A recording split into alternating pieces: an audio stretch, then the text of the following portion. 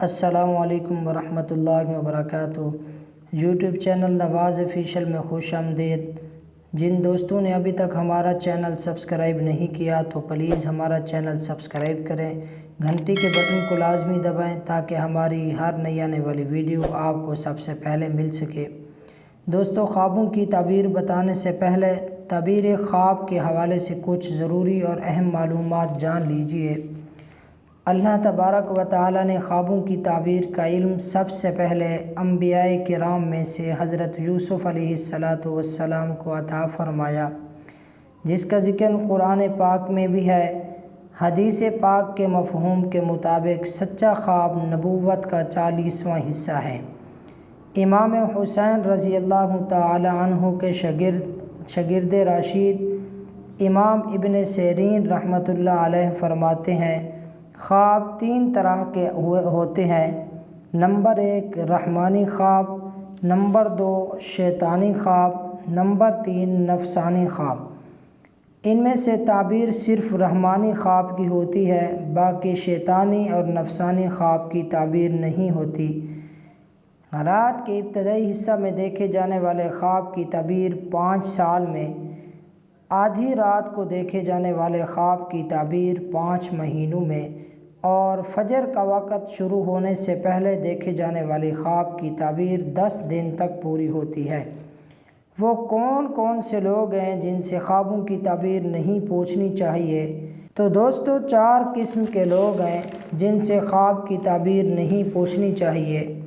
Number 1 بے دین لوگوں سے خواب کی تعبیر نہیں پوچھنی چاہیے، کیونکہ اللہ تعالیٰ ان سے ناراض ہوتے ہیں۔ نمبر 2 عورتوں سے خواب کی تعبیر نہیں پوچھنی چاہیے، کیونکہ ان میں عقل نہیں ہوتی۔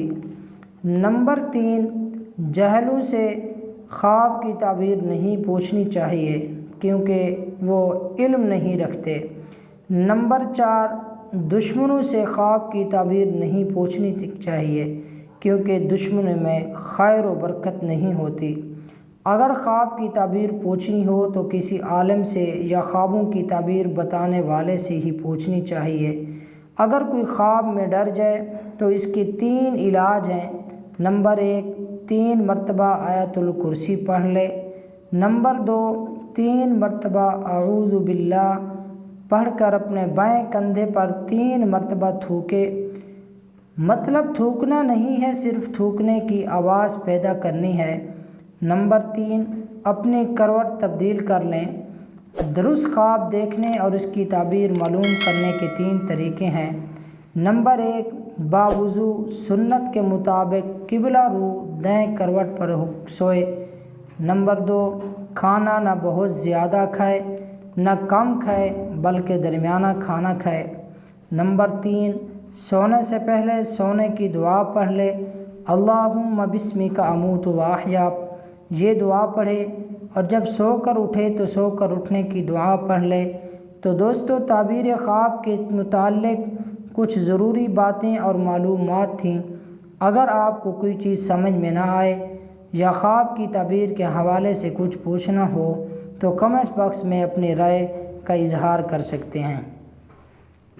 تو آئیے آج کے خواب کی تعبیر سنتے ہیں۔ دوستو، شادی خانہ آبادی ایک ایسا مبارک عمل ہے کہ جس سے نسل انسانی کا آغاز ہوا اور نسل انسانی آگے بڑھتی چلی گئی۔ شادی کرنا نبیوں کی سنت بھی ہے، اور حدیث مبارکہ کے مطابق شادی خانہ آبادی غیر شرعی رسومات سے بچتے ہوئے کرنے سے مسلمان کا آدھا ایمان شیطان سے محفوظ ہو جاتا ہے۔ شادی کا خیال جب بھی نوجوانوں کے ذہن میں آتا ہے تو ان میں خوشی کی لہر سی دوڑ جاتی ہے۔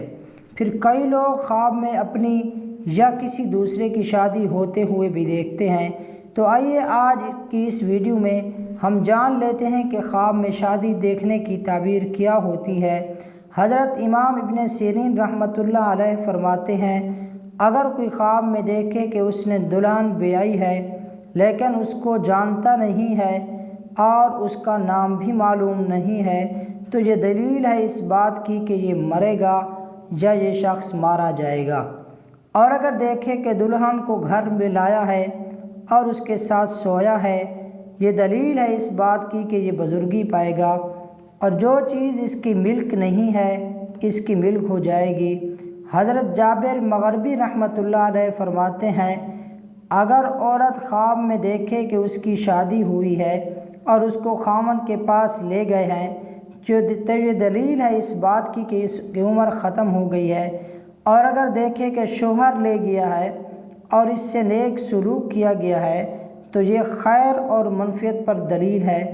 اللہ تعالیٰ کی پاک بارگاہ میں دعا ہے کہ اللہ تعالیٰ تمام مسلمانوں کی شادی خانہ آبادی کو مسرت اور خوشیوں سے بھر دے۔ اللہ تعالیٰ نظر بد سے محفوظ فرمائے اور شیطان کے شرور سے بھی محفوظ فرمائے۔ اللہ تعالیٰ سب کے گھروں کی خیر فرمائے۔ دوستو، اگر آپ کو ہماری یہ ویڈیو پسند آئی ہے تو اس ویڈیو کو لائک ضرور کریں، اپنے دوستوں کے ساتھ شیئر کریں، ویڈیو کے نیچے لال کے بٹن کو دبا کر ہمارے چینل کو سبسکرائب کریں اور ساتھ ہی ساتھ بیل کے بٹن کو بھی دبائیں تاکہ آپ ہماری نئی آنے والی ویڈیو سے باخبر رہیں۔ دوستو، ویڈیو دیکھنے کا شکریہ، اپنا بہت سا خیال رکھیے گا۔ فی امان اللہ۔